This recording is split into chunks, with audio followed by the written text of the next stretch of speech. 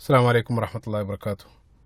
അൽഹംദുലില്ലാഹി റബ്ബിൽ ആലമീൻ വസ്സലാത്തു വസ്സലാമു അലാ റസൂലില്ലാഹി വഅലാ ആലിഹി വസഹ്ബിഹി അജ്മഈൻ അമ്മാ ബഅദ്. റബ്ബി ഇശ്റഹ് ലി സദ്രി വയസ്സിർ ലി അംരി വഹ്ലുൽ ഉഖ്ദതം മിൻ ലിസാനി യഫ്ഖഹു ഖൗലി. സഹോദരങ്ങളെ, ഖിലാഫത്തിൻ്റെ ചരിത്രവുമായി ബന്ധപ്പെട്ട് ഉമർ ബിൻ ഖത്താബ് റളിയല്ലാഹു അൻഹുവിൻ്റെ ഭരണകാലത്തെ സംബന്ധിച്ചായിരുന്നു നേരത്തെ പരാമർശിക്കപ്പെട്ടത്. ഉമർ റളിയല്ലാഹു അൻഹുവിൻ്റെ ഭരണകാലത്ത് നടന്ന സൈനിക മുന്നേറ്റങ്ങൾ അല്ലെങ്കിൽ ഇസ്ലാമിൻ്റെ ആഗോള വ്യാപനവുമായി ബന്ധപ്പെട്ട് റോമൻ സാമ്രാജ്യത്തിൻ്റെ കീഴിലുണ്ടായിരുന്ന ഈജിപ്തിലേക്ക് സിറിയയിലേക്കെല്ലാം നടത്തിയ സൈനിക മുന്നേറ്റങ്ങൾ, ആ പ്രദേശങ്ങളെല്ലാം ഇസ്ലാമിൻ്റെ അധീനതയിലേക്ക് വന്നതുമായിട്ട് ബന്ധപ്പെട്ട ചരിത്രങ്ങളാണ് നേരത്തെ സൂചിപ്പിച്ചത്. പിന്നീട് ഉമർ ബിൻ ഖത്താബ് റളിയല്ലാഹു അൻഹുവിൻ്റെ ഭരണകാലത്ത് ഉണ്ടായ ഏറ്റവും വലിയ നേട്ടങ്ങളിലൊന്നാണ് പേർഷ്യൻ സാമ്രാജ്യത്തിൻ്റെ പതനം. അന്ന് ലോകത്ത് നിലവിലുണ്ടായിരുന്ന ഏറ്റവും വലിയ രണ്ട് സാമ്രാജ്യങ്ങളാണ് റോമും പേർഷ്യയും. ലോകത്തെ ഏറ്റവും പ്രബലമായിട്ട് രണ്ട് ശക്തികൾ. പണ്ട് നമ്മൾ അമേരിക്ക, റഷ്യ എന്നൊക്കെ പറയുന്നത് പോലെ ഉണ്ടായിരുന്ന രണ്ട് സാമ്രാജ്യങ്ങൾ. ലോകത്തുള്ള ഇതര രാജാക്കന്മാർ, അതേപോലെ തന്നെ ഇതര രാജ്യങ്ങളെല്ലാം ഈ രണ്ടിലേതെങ്കിലും ഒന്നിനെ അനുകൂലിച്ചുകൊണ്ടായിരുന്നു അവർ നിലനിന്നിരുന്നത് തന്നെ. ഇപ്പം നബി സല്ലല്ലാഹു അലൈഹി വസല്ലമയുടെ കാലത്ത് പ്രവാചകൻ സല്ലല്ലാഹു അലൈഹി വസല്ലം മക്കയിലുണ്ടായിരുന്ന ഖുറൈശികളായിട്ടുള്ള ആളുകൾ അവർ പേർഷ്യക്കാരെ അനുകൂലിച്ചവരായിരുന്നു. കാരണം അവർ മജൂസികളായിരുന്നു, അവർ അഗ്നി ആരാധകരായിരുന്ന വ്യക്തികളാണ്. അതേ സന്ദർഭത്തിൽ നബി സല്ലല്ലാഹു അലൈഹി വസല്ലം റോമക്കാരെ അനുകൂലിച്ചവരെ. കാരണം നബി സല്ലല്ലാഹു അലൈഹി വസല്ലം റോമക്കാരെ അനുകൂലിക്കാനുള്ള കാരണം റോമക്കാർ ക്രൈസ്തവരായിരുന്നു. അപ്പോൾ അതുകൊണ്ട് തന്നെ വിശ്വാസപരമായിട്ട് മുസ്ലിങ്ങളോട് ഏറ്റവും അടുത്ത് നിൽക്കുന്നത് ക്രൈസ്തവരാണ്. ആ ഒരു അർത്ഥത്തിൽ പ്രവാചകൻ അവരെയായിരുന്നു അനുകൂലിച്ചത്. അപ്പോൾ ഈ രണ്ട് സാമ്രാജ്യങ്ങൾ അവർ ചരിത്രത്തിലുടനീളം അവർ പരസ്പരം സംഘട്ടനത്തിൽ ഏർപ്പെട്ടുകൊണ്ടിരിക്കുകയാണ്. BC 500 മുതൽ AD 600 വരെയുള്ള കാലഘട്ടങ്ങളിലുടനീളം ഈ രണ്ട് ശക്തികളും പരസ്പരം ശക്തി തെളിയിക്കാൻ വേണ്ടി അവർ പരസ്പരം പോരടിച്ചുകൊണ്ടിരിക്കുകയാണ്. അവസാനം റോമൻ സാമ്രാജ്യത്തെ ശക്തമായി പരാജയപ്പെടുത്തിക്കൊണ്ട് ലോകത്തെ ഏറ്റവും വലിയ ശക്തിയായിട്ട് പേർഷ്യ മാറുന്നത് പ്രവാചകൻ സല്ലല്ലാഹു അലൈഹി വസല്ലമയുടെ ജീവിതകാലത്താണ്. സുബ്ഹാനല്ലാഹ്. ആ ഒരു പരാജയപ്പെടുത്തിയതുമായിട്ട് ബന്ധപ്പെട്ടാണ് പരിശുദ്ധ ഖുർആനിൽ സൂറത്ത് റൂം 30-ാമത്തെ അധ്യായമായ സൂറത്ത് റൂമിൻ്റെ തുടക്കത്തിൽ അള്ളാഹു സുബ്ഹാനഹു വ തആല നടത്തുന്ന ഒരു പ്രവചനം. അലിഫ് ലാം മീം ഗുലിബത്തിർ റൂം ഫി അദ്നൽ അർളി വഹും മിൻ ബഅദി ഗലബിഹിം സയഗ്ലിബൂൻ ഫി ബിദ്ഇ സിനീൻ. അള്ളാഹു സുബ്ഹാനഹു വ തആല നടത്തുന്ന പ്രവചനം. അതായത് റോമക്കാരെ ശക്തമായിട്ട് പേർഷ്യക്കാർ പരാജയപ്പെടുത്തിയിരിക്കുന്നു. അതുകൊണ്ട് തന്നെ ഒരല്പ വർഷം കൊണ്ട് തീർച്ചയായിട്ടും റോം തിരിച്ചു വരുമെന്നുള്ള എല്ലാ അർത്ഥത്തിലും അസംഭവ്യമായിട്ട് തോന്നുന്ന ഒരു പ്രവചനമാണ് ആ സന്ദർഭത്തിൽ ഖുർആൻ നടത്തുന്നത്. പരിശുദ്ധ ഖുർആന്റെ ഈ പ്രവചനം നബി സല്ലല്ലാഹു അലൈഹി വസല്ലമയുടെ ജീവിത കാലഘട്ടത്തിൽ തന്നെ പുലരാൻ ആരംഭിക്കുന്നതായിട്ടാണ് നമ്മൾ കാണുക. ഏതാനും വർഷം കൊണ്ട് ഉമർ ബിൻ ഖത്താബ് റളിയല്ലാഹു അൻഹുവിൻ്റെ ഭരണകാലത്ത് പേർഷ്യൻ സാമ്രാജ്യത്തിൻ്റെ സമ്പൂർണ്ണമായിട്ടുള്ള പതനമാണ് ചരിത്രത്തിൽ നമ്മൾ കാണുന്നത്. അതായത് ലോകത്തിൻ്റെ ഏറ്റവും ഉന്നതിയിലിരിക്കുന്ന ഒരു സാമ്രാജ്യം വിരലിലെണ്ണാവുന്ന വർഷം കൊണ്ട് ചരിത്രത്തിൻ്റെ ഭാഗമായി തീരുന്ന ഒരു അത്ഭുതത്തെ ഒരർത്ഥത്തിലും വിശദീകരിക്കാൻ ചരിത്രകാരന്മാർക്ക് സാധിക്കുന്നില്ല എന്നുള്ളതാണ്. ഒരു ചോദ്യചിഹ്നമായിട്ട് ഇന്നും അവശേഷിക്കുകയാണ്. ഇത്രയും വലിയൊരു സാമ്രാജ്യത്തിന് ഈ രൂപത്തിലുള്ള അതിൻ്റെ പതനത്തിന് കാരണമായത് എന്ത് എന്നുള്ളത് ഒരു ചോദ്യചിഹ്നമായിട്ട് അവശേഷിക്കുകയാണ്. യഥാർത്ഥത്തിൽ സംഭവിച്ചത് എന്താണെന്ന് വെച്ചാൽ പ്രവാചകൻ സല്ലല്ലാഹു അലൈഹി വസല്ലമയുടെ മനോഹരമായിട്ടുള്ളൊരു പ്രവചനത്തിൻ്റെ പൂർത്തീകരണമാണ് ആ വിഷയത്തിൽ നമ്മൾ കാണുന്നത്. സുബ്ഹാനല്ലാഹ്. നബി സല്ലല്ലാഹു അലൈഹി വസല്ലം നുബുവത്ത് ലഭിച്ചതിന് ശേഷം സമീപ പ്രദേശത്തുള്ള രാജാക്കന്മാർക്കെല്ലാം പ്രവാചകൻ അവർക്കെല്ലാം കത്തെഴുതുകയുണ്ടായി. ഇസ്ലാമിലേക്ക് ക്ഷണിച്ചുകൊണ്ട് കത്തെഴുതുകയുണ്ടായി. അതിൻ്റെ ഭാഗമായിട്ട് പ്രവാചകൻ സല്ലല്ലാഹു അലൈഹി വസല്ലം പേർഷ്യൻ ചക്രവർത്തിയായ ഖുസ്രുവിനും പ്രവാചകൻ കത്തെഴുതി. ഈ ലോകത്തിൻ്റെ ഉന്നതിയിൽ പേർഷ്യ ഇരിക്കുന്ന സന്ദർഭത്തിൽ അവരുടെ ചക്രവർത്തി ഖുസ്രു ആയിരുന്നു. ഖുസ്രു പർവീസ് എന്നാണ് അദ്ദേഹത്തിൻ്റെ പേര്. അപ്പോൾ അദ്ദേഹത്തിന് നബി സല്ലല്ലാഹു അലൈഹി വസല്ലം കത്തയച്ചു. സ്വാഭാവികമായിട്ട് ഇതര രാജ്യത്തുള്ള ഒരു രാജാവ് കത്തെഴുതുന്ന സന്ദർഭത്തിൽ അതിനോട് സ്വീകരിക്കേണ്ട അടിസ്ഥാനപരമായിട്ടൊരു മാന്യത ഉണ്ട്. അതുപോലും സ്വീകരിക്കാതെ പേർഷ്യൻ അഹങ്കാരിയായിട്ടുള്ള ഈ ഖുസ്രു പ്രവാചകൻ സല്ലല്ലാഹു അലൈഹി വസല്ലമയുടെ കത്ത് വായിക്കാൻ പോലും സന്നദ്ധമാകാതെ അദ്ദേഹം അത് പിച്ചി ചീന്തിയിടുകയാണ്. ഈ ഒരു വാർത്ത നബി സല്ലല്ലാഹു അലൈഹി വസല്ലമയ്ക്ക് ലഭിച്ച സന്ദർഭത്തിൽ പ്രവാചകൻ സല്ലല്ലാഹു അലൈഹി വസല്ലം പറയുന്നൊരു വാക്ക്, മസ്സഖഹും കുല്ല മുമസ്സഖ. എൻ്റെ കത്ത് പിച്ചി ചീന്തിയതുപോലെ അള്ളാഹു സുബ്ഹാനഹു വ തആല അദ്ദേഹത്തിൻ്റെ സാമ്രാജ്യവും പിച്ചി ചീന്തട്ടെ എന്ന് നബി സല്ലല്ലാഹു അലൈഹി വസല്ലം പറയുകയാണ്. കാരണം അള്ളാഹുവിനോടും പ്രവാചകനോടുമാണ് അദ്ദേഹം അഹങ്കാരം കാണിക്കുന്നത്. അദ്ദേഹത്തിൻ്റെ അഹങ്കാരത്തിനുള്ള ശിക്ഷ പ്രവാചകൻ സല്ലല്ലാഹു അലൈഹി വസല്ലമയുടെ ജീവിത കാലഘട്ടത്തിൽ തന്നെ അത് നമ്മൾ കാണുകയാണ്. സുബ്ഹാനല്ലാഹ്. അദ്ദേഹം ലോകത്തിലെ ഏറ്റവും വലിയ ശക്തിയായി മാറിയ സന്ദർഭത്തിൽ അദ്ദേഹത്തിനുണ്ടായ ഏറ്റവും വലിയ വെല്ലുവിളി അദ്ദേഹത്തിൻ്റെ കുടുംബത്തിനകത്ത് നിന്നുകൊണ്ട് തന്നെയായിരുന്നു. കാരണം കുടുംബത്തിലുള്ള ആളുകൾ അധികാരത്തിന് വേണ്ടിയുള്ള വടംവലി ആരംഭിക്കുകയാണ് അദ്ദേഹത്തിൻ്റെ നബി സല്ലല്ലാഹു അലൈഹി വസല്ലമയുടെ ജീവിത കാലഘട്ടത്തിൽ തന്നെ. അവസാനം സ്വന്തം മകൻ ക്രൂരമായിട്ട് അദ്ദേഹത്തിൻ്റെ പിതാവിനെ, അതായത് ഖുസ്രുവിനെ സ്വന്തം മകനാണ് വധിക്കുന്നത്. മകൻ്റെ കൈകളാൽ ദാരുണമായിട്ട് ചക്രവർത്തി മരണപ്പെടുന്നതാണ് നമ്മൾ കാണുന്നത്. ഈ മരണപ്പെടുന്ന സന്ദർഭത്തിൽ നബി സല്ലല്ലാഹു അലൈഹി വസല്ലം ജീവിച്ചിരിക്കുന്നുണ്ട്. സുബ്ഹാനല്ലാഹ്. പിന്നീട് ഒന്നര വർഷത്തിനിടയിൽ മാറി 12ഓളം ഭരണാധികാരികൾ മാറി വരികയാണ്. കാരണം ഒരാൾ വരും, പിന്നീട് അയാളെ വീഴ്ത്താൻ വേണ്ടി കുടുംബത്തിനിടയിൽ വീണ്ടും അവർ വടംവലി ആരംഭിക്കും, അവർ പരസ്പരം പോരടിക്കും, അവസാനം അയാളെ വധിച്ച് അടുത്ത ആൾ വരും. ഈ രൂപത്തിൽ പരസ്പരം അവർ വധിച്ച് 1.5 വർഷ കാലഘട്ടം കൊണ്ട് 12ലേറെ അധികാരികൾ മാറി വരികയാണ്. സുബ്ഹാനല്ലാഹ്. മസ്സഖഹും കുല്ലു മുമസ്സഖ. നബി സല്ലല്ലാഹു അലൈഹി വസല്ലം പിച്ചി ചീന്തട്ട എന്ന് പറയുന്ന ആ പ്രവാചകന്റെ പ്രവചനമാണ് ഇവിടെ പുലരുന്നത്. സുബ്ഹാനല്ലാഹ്.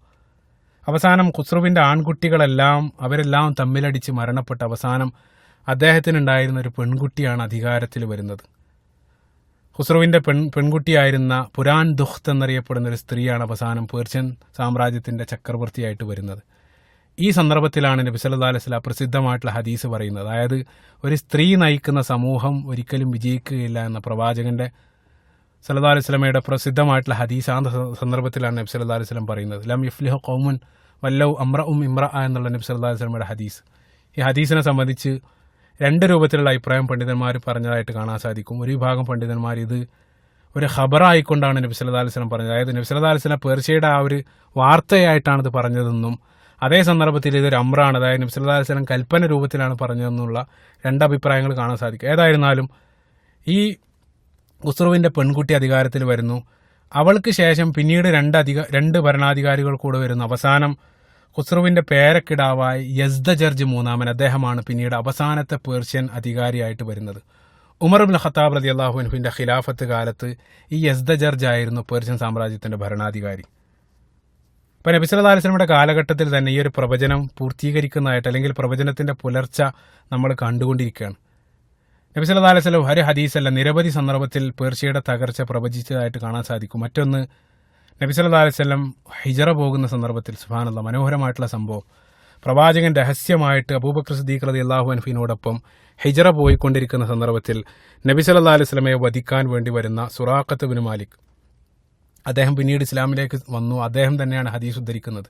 ബുഖാരി ഉദ്ധരിക്കുന്ന ഹദീസിൽ അദ്ദേഹം പറയുന്നുണ്ട്, ഞാൻ പ്രവാചകനെ വധിക്കാൻ വേണ്ടി പ്രവാചകനെ അദ്ദേഹം മരുഭൂമിയിൽ കാണുന്നു. അപ്പോൾ നബി സല്ലല്ലാഹു അലൈഹി വസല്ലമയുടെ അടുത്തെത്തിയ സന്ദർഭത്തിൽ യാദൃച്ഛികമായിട്ട് അദ്ദേഹത്തിന്റെ കുതിരയുടെ കാലുകൾ മണ്ണിലേക്ക് പൂണ്ടുപോവുകയാണ്.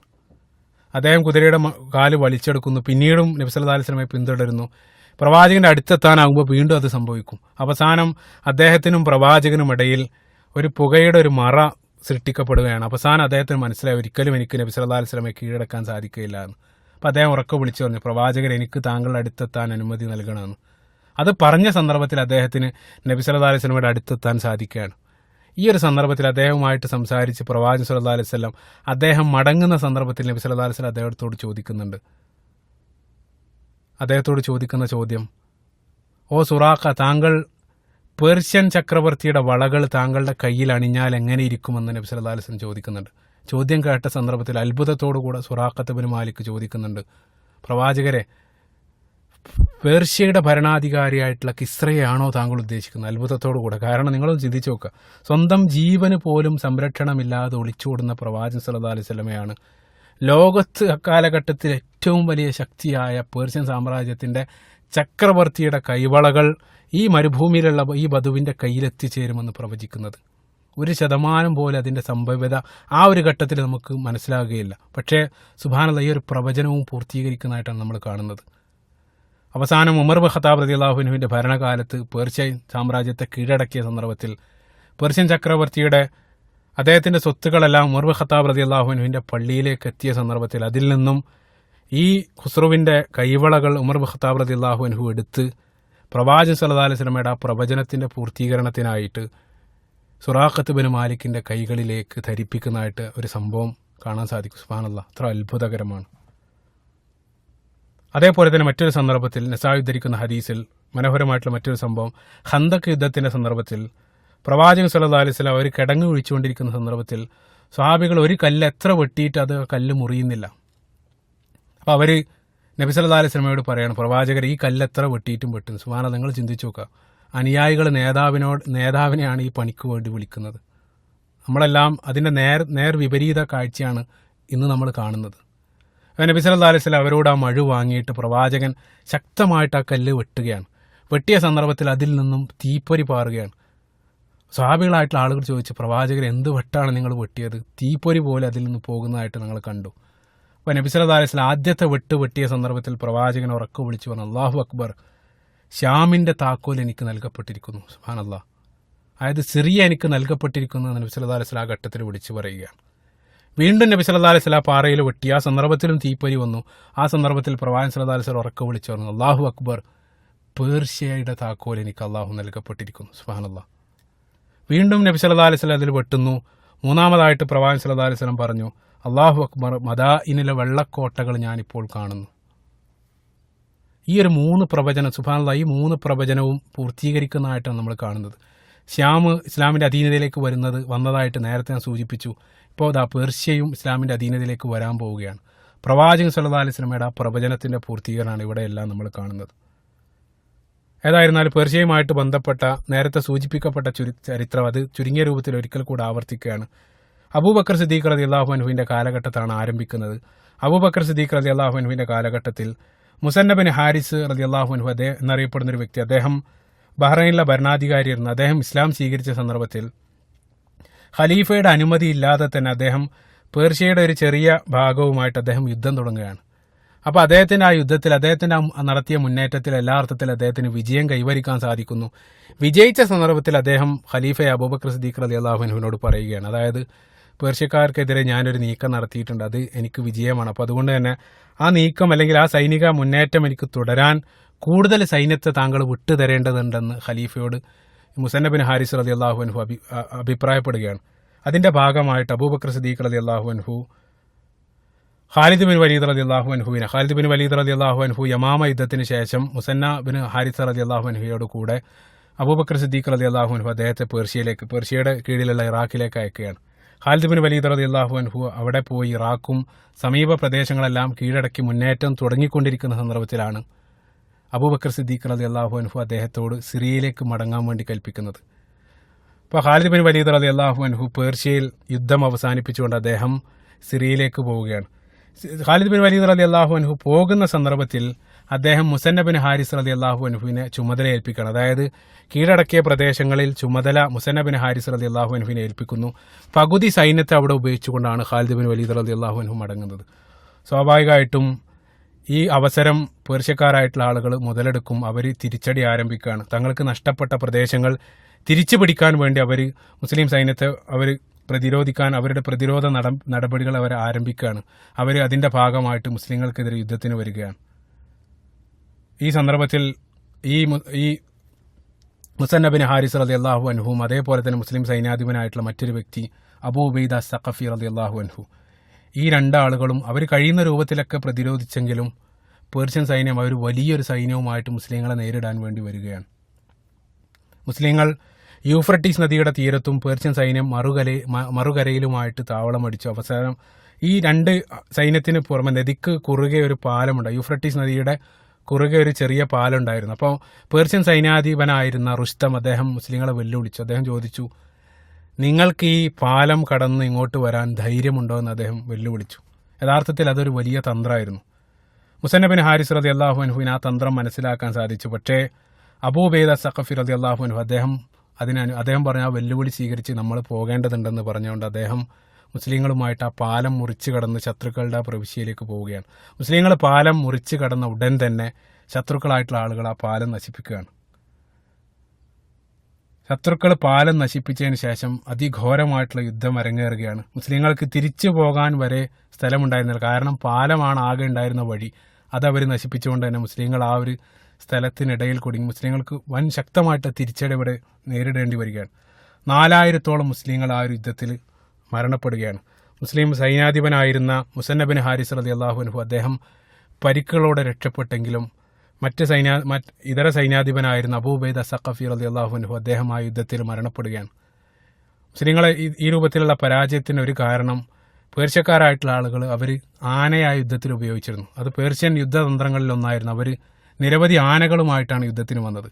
അപ്പോൾ ആനകളുമായിട്ടുള്ളൊരു ആ രൂപത്തിലുള്ളൊരു യുദ്ധം മുസ്ലിങ്ങൾക്ക് മുൻപരിചയം ഉണ്ടായിരുന്നില്ല. അപ്പോൾ അതുകൊണ്ട് തന്നെ ആനകളുമായിട്ടുള്ള യുദ്ധത്തിൽ മുസ്ലിങ്ങൾ എല്ലാ അർത്ഥത്തിലും പരാജയപ്പെടുന്നു.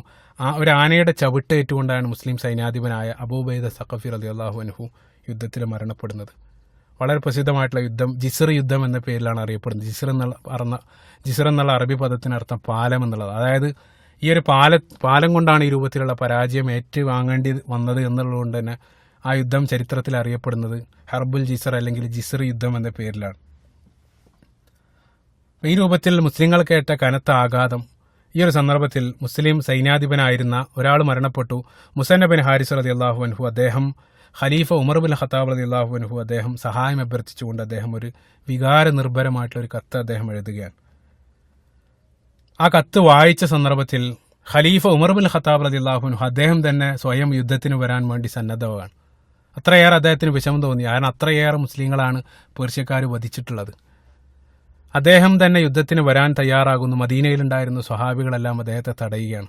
താങ്കൾ ഈ സന്ദർഭത്തിൽ യുദ്ധത്തിന് പോകരുത്, താങ്കളെ ഖലീഫയായിട്ട് ഞങ്ങൾക്ക് വേണ്ടതുണ്ടെന്ന് പറഞ്ഞുകൊണ്ട് ഉമർ ബിൻ ഖത്താബ് റളിയല്ലാഹു അൻഹുവിനെ മുസ്ലിങ്ങളായിട്ടുള്ള ആളുകൾ തടയുകയാണ്. അവസാനം ഉമർ ബിൻ ഖത്താബ് റളിയല്ലാഹു അൻഹു സഅദ് ബിൻ അബി വഖാസ് റളിയല്ലാഹു അൻഹുവിന്റെ നേതൃത്വത്തിൽ 4000-ഓളം വരുന്ന സൈന്യത്തെ പേർഷ്യയിലേക്ക് അയക്കുകയാണ്. സുബ്ഹാനല്ലാഹ്, ഇവിടെയും നിങ്ങൾ നോക്കുക, ഉമർ ബിൻ ഖത്താബ് റളിയല്ലാഹു അൻഹു അവിടെയും സൈന്യാധിപനായിട്ട് തെരഞ്ഞെടുക്കുന്നത് സഅദ് ബിൻ അബി വഖാസ് റളിയല്ലാഹു അൻഹുവിനാണ്. നേരത്തെ സൂചിപ്പിച്ചു, ഉമർ റളിയല്ലാഹു അൻഹു എപ്പോഴും നോക്കിയത് ശ്രേഷ്ഠരായിട്ടുള്ള സ്വഹാബികൾക്ക് ഉന്നത പദവികൾ നൽകുന്ന ആ ഒരു രൂപത്തിലുള്ള അഭിപ്രായക്കാരനായിരുന്നു ഉമർ ബിൻ ഖത്താബ് റളിയല്ലാഹു അൻഹു. നേരത്തെ അബൂബൈദ റളിയല്ലാഹു അൻഹുവിനാണ് അദ്ദേഹം അയക്കുന്നത്. അദ്ദേഹം അശറ മുബശ്ശറയിൽപ്പെട്ട അല്ലെങ്കിൽ സ്വർഗം കൊണ്ട് സന്തോഷ വാർത്ത അറിയിക്കപ്പെട്ട 10 ആളുകളിൽ ഒരു വ്യക്തിയാണ് അബൂബൈദ റളിയല്ലാഹു അൻഹു. ഇവിടെയും അദ്ദേഹം തെരഞ്ഞെടുക്കുന്നത് സഅദ് ബിൻ അബി വഖാസ് റളിയല്ലാഹു അൻഹു. അദ്ദേഹവും അശറ മുബശ്ശറയിൽപ്പെട്ട മറ്റൊരു സ്വഹാബിയാണ്. സഅദ് ബിൻ അബി വഖാസ് റളിയല്ലാഹു അൻഹു അദ്ദേഹം പേർഷ്യയിലേക്ക് അദ്ദേഹം പോകുന്നു. അദ്ദേഹം അവിടെ എത്തിയ സന്ദർഭത്തിൽ പേർഷ്യക്കാർ ലക്ഷത്തിൽ വരുന്ന സൈന്യത്തെയാണ് മുസ്ലിങ്ങളെ നേരിടാൻ വേണ്ടി ഒരുക്കി നിൽക്കുന്നത്. മുസ്ലിങ്ങൾ അതിൻ്റെ 1/3 മാത്രമാണ് ഉണ്ടായിരുന്നത്. പക്ഷേ മുസ്ലിം സൈന്യത്തിൻ്റെ ആത്മവിശ്വാസവും മറ്റും കണ്ട സന്ദർഭത്തിൽ പേർഷ്യൻ സൈന്യാധിപനായിരുന്ന റുസ്തം അദ്ദേഹം മുസ്ലിങ്ങളെ സന്ധി സംഭാഷണത്തിന് വേണ്ടി ക്ഷണിക്കുകയാണ്. അപ്പം അതിനായിട്ട് ഒരാളെ തനിക്ക് വിട്ടുതരണമെന്ന് സഅദ് ബിൻ അബി വഖാസ് റളിയല്ലാഹു അൻഹുവിനോട് റുസ്തം ആവശ്യപ്പെടുകയാണ്. സഅദ് ബിൻ അബി വഖാസ് സന്ധി സംഭാഷണത്തിന് വേണ്ടി റിബഈ ബിൻ ആമിർ റളിയല്ലാഹു അൻഹു എന്നറിയപ്പെടുന്ന ഒരു സ്വഹാബിയാണ് പറഞ്ഞേക്കുന്നത്. അദ്ദേഹം ഒരു സാധാരണക്കാരൻ്റെ വേഷത്തിൽ പേർഷ്യൻ കൊട്ടാരത്തിലേക്ക് ചെല്ലുകയാണ്. പേർഷ്യൻ കൊട്ടാരം എന്ന് വെച്ചാൽ ലോകത്തിലെ ഏറ്റവും വലിയ ശക്തിയായ പേർഷ്യൻ സാമ്രാജ്യത്തിൻ്റെ തലസ്ഥാനം അല്ലെങ്കിൽ പേർഷ്യൻ സാമ്രാജ്യത്തിൻ്റെ കൊട്ടാരം എന്നുള്ളത് എല്ലാവിധ ആഡംബരങ്ങൾ കൊണ്ടും അലങ്കരിച്ച രൂപത്തിലായിരുന്നു. സ്വർണത്തിൻ്റെ സിംഹാസനവും പട്ടുകൊണ്ടുള്ള പരവതാനിയും എല്ലാം വിരിച്ച അതിമനോഹരമായിട്ടുള്ള കൊട്ടാരത്തിലേക്കാണ് അദ്ദേഹം ഈ രൂപത്തിൽ കയറി ചെല്ലുന്നത്. റിബഈ ബിൻ ആമിർ റളിയല്ലാഹു അൻഹു അദ്ദേഹം കൊട്ടാരത്തിലെത്തി അദ്ദേഹത്തിൻ്റെ കുതിര ഈ രൂപത്തിലുള്ള ആഡംബരങ്ങളൊന്നും അത് കണ്ടൊന്നും അദ്ദേഹത്തിൻ്റെ കണ്ണ് മഞ്ഞളിച്ചില്ല എന്ന് മാത്രമല്ല, അദ്ദേഹം കുതിരയുടെ കയറ് കെട്ടുന്നത് ആ വിലപിടിപ്പുള്ള പരവതാനിയുടെ അറ്റത്താണ് കുതിരയുടെ കയറ് അദ്ദേഹം കെട്ടുന്നത്. അദ്ദേഹത്തിൻ്റെ ഈ സമീപനമൊക്കെ കണ്ട സന്ദർഭത്തിൽ പേർഷ്യൻ കൊട്ടാരത്തിലുള്ള ആളുകൾക്ക് അദ്ദേഹത്തോട് പുച്ഛം തോന്നുകയാണ്. അദ്ദേഹത്തെ അവർ പരിഹസിച്ച് ചിരിക്കുക പോലും ഉണ്ടായി. പിന്നീട് പേർഷ്യൻ സൈന്യാധിപനായിരുന്ന റുസ്തം റബീ ബിൻ ആമിർ റളിയല്ലാഹു അൻഹുവിനോട് അഹങ്കാരത്തോടു കൂടെ ചോദിച്ചു, എന്താണ് നിങ്ങൾക്ക് വേണ്ടത്? എന്തിനാണ് നിങ്ങൾ ഈ രൂപത്തിൽ ഇവിടെ വന്നിട്ടുള്ളത്? എന്താണ് നിങ്ങളുടെ ലക്ഷ്യം? ഈ ഒരു ചോദ്യത്തിന് റിബഈ ബിൻ ആമിർ റളിയല്ലാഹു അൻഹു അദ്ദേഹം നൽകിയ മറുപടി, സുബ്ഹാനല്ലാഹ്, ചരിത്രപ്രസിദ്ധമായിട്ടുള്ള അദ്ദേഹത്തിൻ്റെ മറുപടി. ഈ രൂപത്തിൽ അവർ പരിഹസിച്ച ഒരാളിൽ നിന്നും ഇത്രയും മനോഹരമായിട്ടുള്ള മറുപടി അവരൊരിക്കലും പ്രതീക്ഷിച്ചിരുന്നില്ല. റിബഈ ബിൻ ആമിർ റളിയല്ലാഹു അൻഹു പറഞ്ഞ പ്രസിദ്ധമായിട്ടുള്ള വാക്ക്, ലിനുഖ്രിജ മിൻ ഇബാദത്തിൽ ഇബാദ് ഇലാ ഇബാദത്തി റബ്ബിൽ ഇബാദ്, അദ്ദേഹത്തിൻ്റെ പ്രസിദ്ധമായിട്ടുള്ള വാക്കുകൾ. അദ്ദേഹം പറഞ്ഞത്, മാനവ സമൂഹത്തെ അടിമകളുടെ അടിമത്തത്തിൽ നിന്ന് അള്ളാഹുവിൻ്റെ അടിമത്തത്തിലേക്കും ഐഹിക ജീവിതത്തിൻ്റെ കുടുസിൽ നിന്ന് പരലോകത്തിൻ്റെ വിശാലതയിലേക്കും നിലവിലുള്ള വ്യവസ്ഥിതികളുടെ അനീതിയിൽ നിന്ന് ഇസ്ലാമിൻ്റെ നീതിയിലേക്കും മോചിപ്പിക്കാൻ വേണ്ടിയിട്ടാണ് ഞങ്ങൾ വന്നത്. സുബ്ഹാനല്ലാഹ്, മനോഹരമായ ഒരു കടൽ പോലെ വിശാലമായിട്ടുള്ള അർത്ഥതലങ്ങളുള്ള മനോഹരമായിട്ടുള്ള അദ്ദേഹത്തിൻ്റെ മറുപടി. അദ്ദേഹത്തിൻ്റെ ആ മറുപടി കേട്ട് അവർ എല്ലാ അർത്ഥത്തിലും അത്ഭുതപ്പെടുകയാണ്. അദ്ദേഹത്തിൻ്റെ ആ പെരുമാറ്റ രീതിയും ധീരതയും കണ്ട സന്ദർഭത്തിൽ അവർക്ക് വല്ലാത്ത മതിപ്പ് തോന്നാണ് റിബീ ബിൻ ആമിർ റളിയല്ലാഹു അൻഹുവിനോട്. അവരദ്ദേഹത്തെ തിരിച്ചയക്കുന്നു. ഞങ്ങൾ കൂടി ആലോചിച്ചതിന് ശേഷം ഒരു തീരുമാനം പറയാമെന്ന് പറഞ്ഞുകൊണ്ട് ചക്രവർത്തി അദ്ദേഹത്തെ തിരിച്ചയക്കുകയാണ്.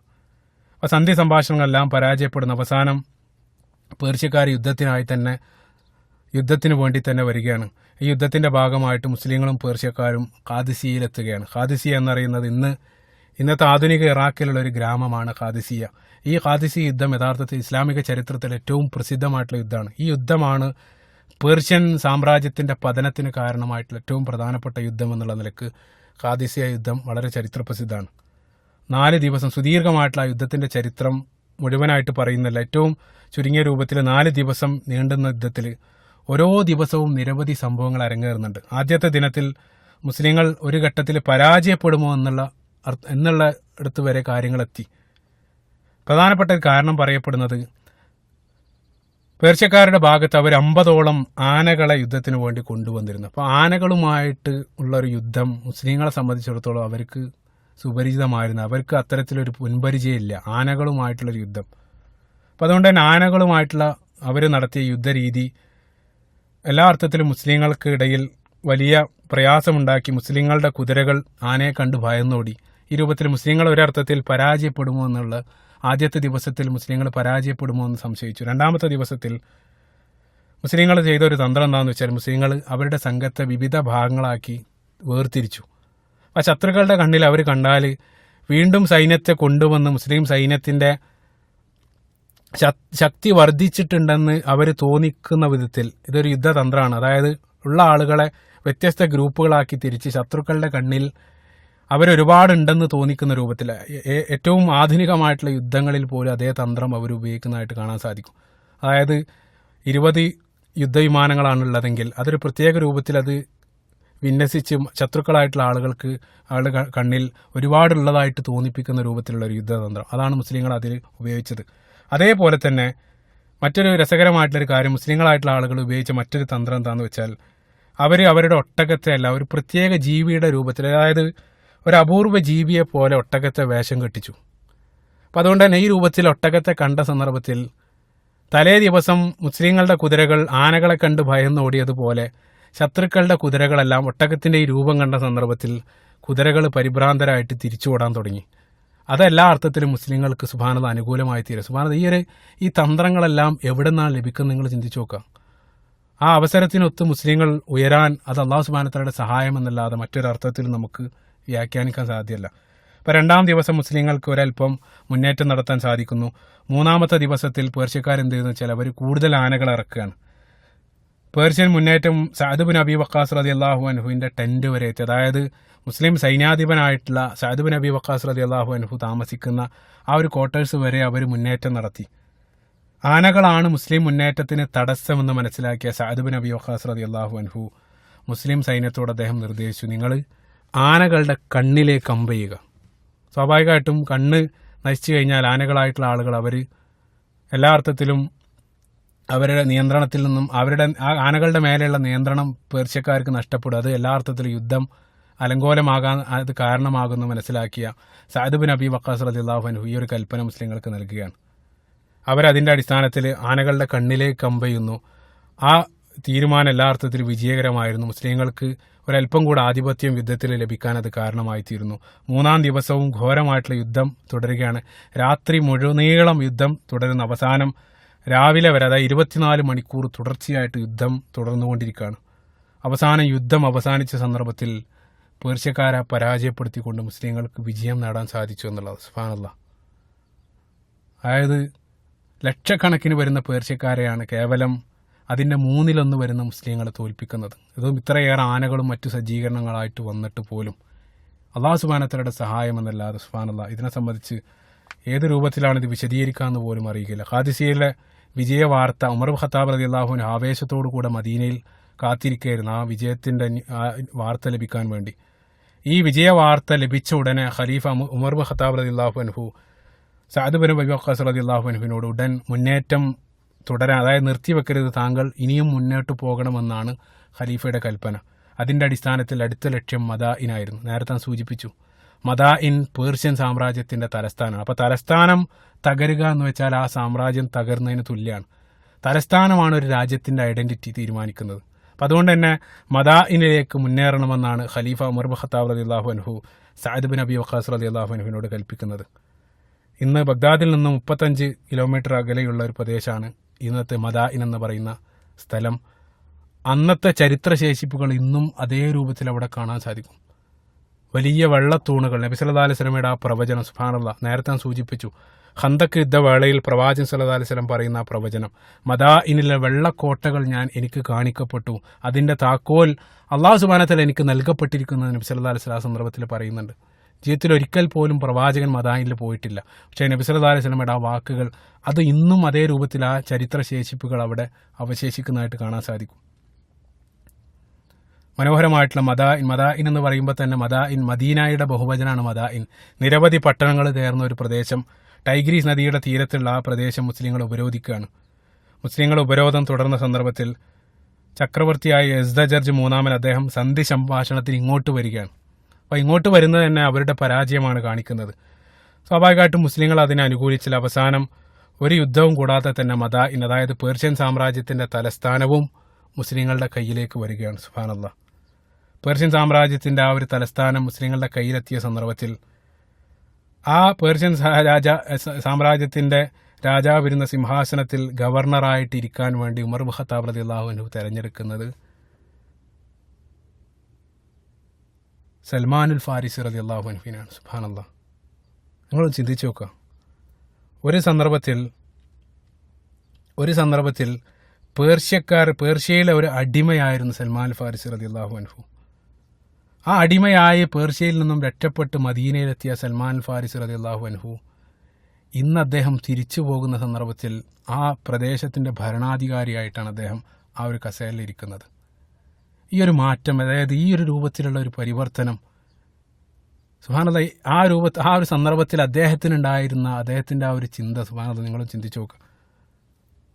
ശത്രുക്കളുടെ പീഡനം ഏറ്റുവാങ്ങി മക്കയിൽ പോലും നമസ്കരിക്കാൻ അനുവാദമില്ലാത്ത ആളുകളാണ് ഇന്ന് ലോകത്തെ ഏറ്റവും വലിയ സാമ്രാജ്യത്തിൻ്റെ തലസ്ഥാന നഗരി പിടിച്ചടക്കുന്നത്. സുബ്ഹാനല്ലാഹ്, അല്ലാഹു സുബ്ഹാനഹു വ തആലയുടെ സഹായം, പ്രവാചകൻ സല്ലല്ലാഹു അലൈഹി വസല്ലമയുടെ പ്രവചനത്തിൻ്റെ പുലർച്ച, അതൊന്നുമല്ലാതെ മറ്റൊരർത്ഥത്തിലും ഈ ഒരു അത്ഭുതത്തെ നമുക്ക് വിശദീകരിക്കാൻ സാധിക്കില്ല എന്നുള്ളതാണ്.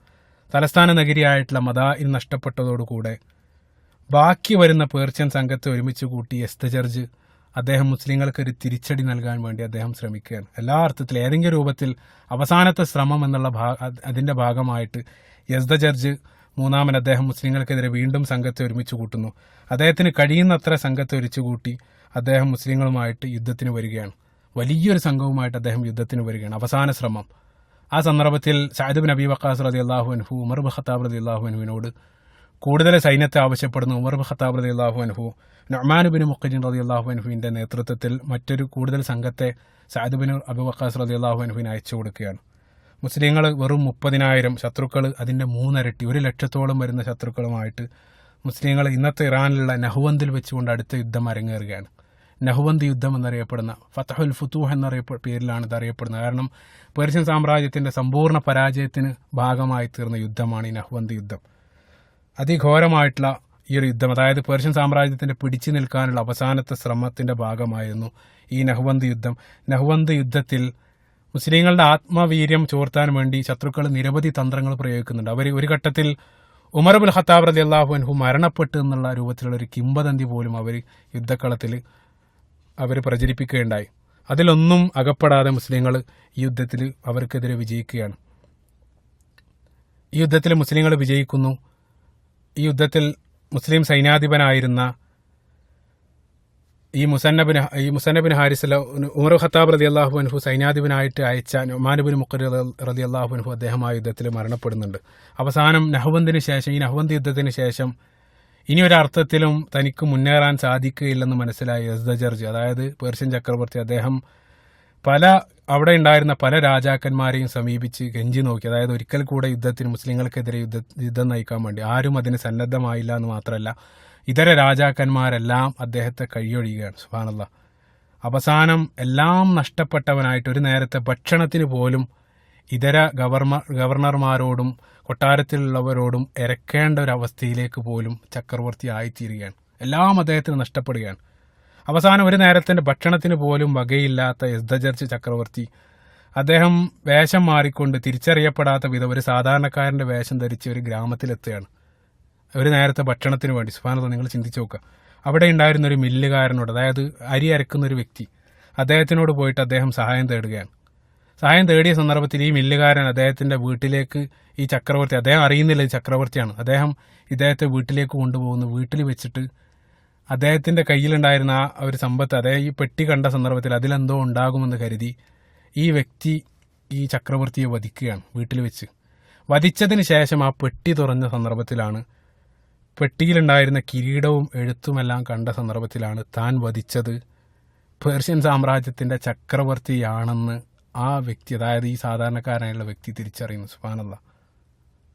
1000-ഓളം വർഷം പഴക്കമുള്ള ഒരു പേർഷ്യൻ സാമ്രാജ്യത്തിന്റെ പതനം ഈ രൂപത്തിലുണ്ടായിരുന്നു. ഈ രൂപത്തിലാണ് അവർ അവസാനത്തിന്റെ ആ ചക്രവർത്തി, അവസാന സന്ദർഭത്തിൽ ആ ചക്രവർത്തി പോലും മരണപ്പെടുന്ന ഈ രൂപത്തിലാണ്. സുബ്ഹാനല്ലാഹ്. നിങ്ങൾ ചിന്തിച്ചു നോക്കുക, നബി സല്ലല്ലാഹു അലൈഹി വസല്ലമയുടെ ആ പ്രവചനത്തിന്റെ പുലർച്ചെ അതേ രൂപത്തിൽ നടക്കുന്നതായിട്ടാണ് നമ്മൾ ചരിത്രത്തിൽ കാണുന്നത്. പേർഷ്യൻ സാമ്രാജ്യത്തിന്റെ പതനത്തിന് ശേഷം മുസ്ലിങ്ങൾ വീണ്ടും മുന്നേറ്റം തുടർന്നു. അതിനുശേഷം ഹമദാൻ, ഖുറസാൻ, ജുർജാൻ, അസർബൈജാൻ, മക്രാൻ തുടങ്ങി അവരുടെ മുന്നേറ്റം എത്രത്തോളം വെച്ചാൽ, മക്രാൻ എന്ന് വെച്ചാൽ ഇന്നത്തെ ആധുനിക പാകിസ്ഥാനിലുള്ള കറാച്ചിയാണ് പണ്ടത്തെ മക്രാൻ. അവിടെ വരെ മുന്നേറ്റം തുടർന്നു. സുബ്ഹാനല്ലാഹ്. യൂറോപ്പിന്റെ പടിവാതിൽ എത്തി നിൽക്കുന്ന, അതായത് തുർക്കി മുതൽ ഇപ്പുറം മക്രാൻ വരെ മുസ്ലിം മുന്നേറ്റം നടക്കുകയാണ്. സുബ്ഹാനല്ലാഹ്. നബി സല്ലല്ലാഹു അലൈഹി വസല്ലമയുടെ വാക്കുകൾ, ഉമർ റളിയല്ലാഹു അൻഹു കോരുന്നത് പോലെ മറ്റൊരു ഭരണാധികാരിയും ആ കിണറ്റിൽ നിന്നും കോരുന്നതായിട്ട് ഞാൻ കണ്ടിട്ടില്ലെന്ന പ്രവാചകൻ സല്ലല്ലാഹു അലൈഹി വസല്ലമയുടെ ആ പ്രവചനത്തിന്റെ പൂർത്തീകരണമാണ്. സുബ്ഹാനല്ലാഹ്. ഇവിടെ എല്ലാം നമ്മൾ കാണുന്നത്. ഇത്രയേറെ വലിയ നേട്ടങ്ങളൊന്നും കൈവരിച്ചിട്ടും ഉമർ റളിയല്ലാഹു അൻഹു അദ്ദേഹത്തിന്റെ ജീവിത രീതിയിൽ ഒരു മാറ്റം ഉണ്ടായിരുന്നു. അദ്ദേഹം അതേ ഒരു എളിമ, അദ്ദേഹത്തിന്റെ ആ ഒരു എളിമ എക്കാലഘട്ടത്തിൽ മരണം വരെ അദ്ദേഹം നിലനിർത്തിയെന്നാണ്. ലോകത്ത് ഇത്രയേറെ പ്രദേശങ്ങൾ വെട്ടിപ്പിടിച്ചിട്ടും ചക്രവർത്തിയായിരിക്കുന്ന ഉമർ ഖത്താബ് റളിയല്ലാഹു അൻഹു അദ്ദേഹത്തിന്റെ ജീവിത രീതിയിലോ പെരുമാറ്റ രീതിയിലോ യാതൊരു മാറ്റവും ഉണ്ടായിരുന്നില്ല. എത്രത്തോളം എന്ന് വെച്ചാൽ മനോഹരമായിട്ടൊരു സംഭവം കാണുന്നത്, അദ്ദേഹം ഒരിക്കൽ മുഴുവൻ ജനങ്ങളെയും ഒരു സമയത്ത് അദ്ദേഹം പള്ളിയിലേക്ക് വിളിച്ചു കൂട്ടുകയാണ്. പള്ളിയിൽ അദ്ദേഹം മിമ്പറിൽ കയറിയ സന്ദർഭത്തിൽ അദ്ദേഹം ഒരു ചെറിയ പ്രസംഗം നടത്തി. അദ്ദേഹം പറഞ്ഞു, ജനങ്ങളെ, ഞാൻ പണ്ടൊരു ബനു മഖ്സൂംകാരുടെ ഒട്ടകം മേയ്ക്കുന്ന ഒരു വ്യക്തിയായിരുന്നു. ഒരു ദിവസം മുഴുവനും ഞാൻ പണിയെടുത്താൽ അവരെനിക്കൊരു പിടി ബാർലി അല്ലെങ്കിൽ ഒരു ഉണക്കക്കാരൊക്കെയാണ് തരിക. അതായിരുന്നു ഉമറിന്റെ ജീവിതം. വളരെ പ്രയാസകരമായിരുന്നു അക്കാലഘട്ടത്തിൽ. ആ രൂപത്തിൽ ഉമർ ബിൻ ഖത്താബ് റളിയല്ലാഹു അൻഹു അവരോട് സംസാരിക്കാൻ തുടങ്ങി. ആ സംസാരം കേട്ട് കഴിഞ്ഞാൽ എല്ലാ അർത്ഥത്തിലും ഉമർ ബിൻ ഖത്താബ് റളിയല്ലാഹു അൻഹുവിനെ തന്നെ വില കുറച്ച് സംസാരിക്കുന്ന രൂപത്തിൽ അദ്ദേഹം ഒരുപാട് സംസാരിച്ചു. മിമ്പറിൽ നിന്ന് ഇറങ്ങിയ സന്ദർഭത്തിൽ അബ്ദുറഹ്മാൻ ബിൻ ഔഫ് റളിയല്ലാഹു അൻഹു അദ്ദേഹത്തോട് ചോദിച്ചു, അമീറുൽ മുഅ്മിനീൻ, എന്തിനായിരുന്നു ഇപ്പോൾ ഈ രൂപത്തിലൊരു ഖുത്ബ താങ്കൾ നടത്തിയത്? എന്തായിരുന്നു അതിൻ്റെ ഉദ്ദേശം? താങ്കൾ തന്നെ താങ്കളെ കുറേ വില കുറച്ച് സംസാരിച്ചു, അതിലപ്പുറം ഒന്നും താങ്കൾ പറഞ്ഞിട്ടില്ല. അത് മാത്രമാണ് ഞങ്ങൾക്ക് കേൾക്കാൻ സാധിച്ചത്. ഈ സന്ദർഭത്തിൽ ഉമർ ബിൻ ഖത്താബ് റളിയല്ലാഹു അൻഹുവിന്റെ മറുപടി, സുബ്ഹാനല്ലാഹ്, അദ്ദേഹം പറഞ്ഞ മറുപടി നോക്കുക. അദ്ദേഹം പറഞ്ഞു, അതിനു വേണ്ടി തന്നെയായിരുന്നു ഞാൻ ഈ രൂപത്തിൽ ഖുത്ബ നടത്തിയത്. ഉമർ ഒരൽപ്പം നല്ലവനാണെന്നുള്ളൊരു ചിന്ത എൻ്റെ മനസ്സിൽ വന്ന പോലെ എനിക്ക് തോന്നി. അതിനെ മാറ്റി എന്നെ എൻ്റെ സ്ഥാനത്ത് തന്നെ കൊണ്ടുവരാൻ വേണ്ടിയിട്ടാണ് ഞാൻ ഈ ഒരു പ്രവൃത്തി ചെയ്തതെന്നാണ് ഖലീഫയായ ഉമർ ബിൻ ഖത്താബ് റളിയല്ലാഹു അൻഹു നൽകുന്ന മറുപടി. സുബ്ഹാനല്ലാഹ്. നിരവധി ഭരണ നേട്ടങ്ങൾ അദ്ദേഹത്തിന്റെ കാലഘട്ടത്തിൽ നമുക്ക് കൈവരിക്കാൻ സാധിച്ചു. ഉമർ ഖത്താബ് റളിയല്ലാഹു അൻഹുവിന്റെ ഭരണ നേട്ടങ്ങൾ അത് തന്നെ സുദീർഘമായിട്ട് വിശദീകരിക്കേണ്ട ഏറ്റവും പ്രധാനപ്പെട്ട ചിലത് മാത്രം സൂചിപ്പിക്കുകയാണ്. ആദ്യമായിട്ട് ഹിജ്രി കലണ്ടർ തുടങ്ങിയത് ഉമർ ഖത്താബ് റളിയല്ലാഹു അൻഹുവിന്റെ ഭരണകാലത്താണ്. നമ്മൾ ഇന്ന് ഉപയോഗിച്ചുകൊണ്ടിരിക്കുന്ന ഹിജ്രി കലണ്ടർ ആദ്യമായിട്ട് തുടങ്ങിയത് ഉമർ ഖത്താബ് റളിയല്ലാഹു അൻഹുവിന്റെ ഭരണകാലത്താണ്. അതിനുശേഷം അദ്ദേഹം സൈനിക രംഗത്ത് നിരവധി മാറ്റങ്ങൾ അദ്ദേഹം വരുത്തി. പ്രത്യേകമായിട്ടൊരു മുസ്ലിങ്ങൾക്ക് നല്ല രൂപത്തിലൊരു സൈനിക ഒരു രൂപം ആദ്യമായിട്ട് കൊണ്ടുവന്നത് ഉമർ ബിൻ ഖത്താബ് റളിയല്ലാഹു അൻഹുവിന്റെ ഭരണകാലത്താണ്. അതേപോലെ തന്നെ അദ്ദേഹം പോലീസ് ഡിപ്പാർട്ട്മെന്റ് അദ്ദേഹം ആരംഭിക്കുകയാണ്. പ്രജകളുടെ പ്രശ്നം അറിയാൻ വേണ്ടി രാത്രി സന്ദർഭത്തിൽ പോലും നടക്കുന്ന അദ്ദേഹത്തിന്റെ ആ ഒരു ശീലം, അതെല്ലാം ഒരർത്ഥത്തിൽ ഈ മറ്റൊരു രൂപത്തിൽ മറ്റൊരു ഖലീഫയും ചെയ്യാത്ത രൂപത്തിലുള്ള നിരവധി കാര്യങ്ങളാണ് അദ്ദേഹത്തിന്റെ ഖിലാഫത്ത് കാലത്ത് നമ്മൾ കാണുന്നത്. മുസ്ലിം ഉമ്മത്തിന് വേണ്ടി, അതായത് ഈ രൂപത്തിലൊരു പോലീസ് സംവിധാനം ആദ്യമായിട്ട് കൊണ്ടുവരുന്നത് ഉമർ ബിൻ ഖത്താബ് റളിയല്ലാഹു അൻഹു ആണ്. അതേപോലെ തന്നെ എല്ലാം വളരെ സിസ്റ്റമാറ്റിക് ആയിട്ട് രേഖപ്പെടുത്തി വെക്കുന്ന രൂപത്തിലുള്ള ഒരു രജിസ്ട്രാർ ആദ്യമായിട്ട് മുസ്ലിം ഉമ്മത്തിന് സമ്മാനിക്കുക, അല്ലെങ്കിൽ ആദ്യമായിട്ട് വരുന്നത് ഉമർ ബിൻ ഖത്താബ് റളിയല്ലാഹു അൻഹുവിന്റെ കാലഘട്ടത്തിലാണ്. അതേപോലെ തന്നെ നിരവധി പുതിയ റോഡ് നിർമ്മാണം, കെട്ടിട നിർമ്മാണം, അതായത് ഒരു നഗരത്തിന്റെ എല്ലാ അർത്ഥത്തിലും ഇൻഫ്രാസ്ട്രക്ചറുമായിട്ട് ബന്ധപ്പെട്ട് അത് രൂപപ്പെടുന്ന അത് മനോഹരമായിട്ട് സംവിധാനിക്കുന്ന രൂപത്തിൽ ആ രംഗത്തുള്ള നിരവധി മാറ്റങ്ങളും അദ്ദേഹത്തിന്റെ ഭരണകാലത്ത് നമുക്ക് കാണാൻ സാധിക്കും. അതേപോലെ തന്നെ ഭൂമി അളക്കുന്ന സർവേ അതാദ്യമായിട്ട് നടപ്പിലാക്കിയത് ഉമർ ബിൻ ഖത്താബ് റളിയല്ലാഹു അൻഹുവിന്റെ ഭരണകാലത്താണ്. അതേപോലെ തന്നെ മതപരമായിട്ട് ഖുർആൻ മനഃപ്പാടമാക്കിയ ആളുകൾക്ക് ബൈത്തുൽ മാലിൽ നിന്ന് പ്രത്യേക ഒരു അലവൻസ് അദ്ദേഹം നൽകുകയുണ്ടായി. അത് സ്വാഭാവികമായിട്ടും മുസ്ലിങ്ങളെ കൂടുതൽ ഈ രംഗത്ത് മുന്നോട്ട് വരാൻ പ്രചോദിപ്പിക്കുകയുണ്ടായി. പിന്നീട് നമ്മൾ ഇന്നും നമസ്കരിച്ചു കൊണ്ടിരിക്കുന്ന തറാവീഹ് ആദ്യമായിട്ട് പള്ളിയിൽ ആരംഭിച്ചത്, അതായത് നബി സല്ലല്ലാഹു അലൈഹി വസല്ലമയുടെ കാലത്ത് പ്രവാചകൻ സല്ലല്ലാഹു അലൈഹി വസല്ലം പള്ളിയിൽ ജമാഅത്തായിട്ട് നിർവഹിച്ചിട്ടുണ്ടായിരുന്നില്ല. 3 ദിവസം നമസ്കരിച്ച് പിന്നീട് പ്രവാചകൻ അത് തൻ്റെ ജനങ്ങളത് നിർബന്ധമാക്കുമെന്ന് ഭയപ്പെട്ടത് അവസാനിപ്പിച്ച് പിന്നീട് അതൊരു സുന്നത്തായിട്ട് പള്ളികളിലേക്ക് ആദ്യമായിട്ട് തറാവീഹ് കൊണ്ടുവരുന്നത് ഉമർ ഇബ്നുൽ ഖത്താബ് റളിയല്ലാഹു അൻഹുവിൻ്റെ ഭരണകാലത്താണ്. ഇത്തരത്തിലുള്ള നിരവധി നേട്ടങ്ങൾ ആ ഒരു ഭരണകാലത്ത് നമുക്ക് കാണാൻ സാധിക്കും. ഇൻഷാ അല്ലാഹ് ഇതിൻ്റെ തുടർച്ചയെന്നോണം ഉമർ ഇബ്നുൽ ഖത്താബ് റളിയല്ലാഹു അൻഹുവിൻ്റെ മരണവും അതുമായിട്ട് ബന്ധപ്പെട്ട ഹദീസുകളും തുടർന്ന് അങ്ങോട്ട് വിശദീകരിക്കാം. അല്ലാഹു സുബ്ഹാനഹു വ തആല ഉന്നതരായിട്ടുള്ള ഈ സ്വഹാബികളുടെ കൂട്ടത്തിൽ ഒരുമിച്ച് കൂട്ടാനുള്ള സൗഭാഗ്യം അല്ലാഹു സുബ്ഹാനഹു വ തആല നമുക്ക് നൽകുമാറാകട്ടെ. റബ്ബനാ ആതിനാ ഫിദ്ദുനിയ ഹസന വഫിൽ ആഖിറതി ഹസനതൻ വഖിനാ അദാബന്നാർ. റബ്ബനാ തഖബ്ബൽ മിന്നാ ഇന്നക അൻത സമീഉൽ അലീം വതുബ് അലൈനാ ഇന്നക അൻത തവ്വാബുർ റഹീം. അസ്സലാമു അലൈക്കും വറഹ്മത്തുള്ളാഹി.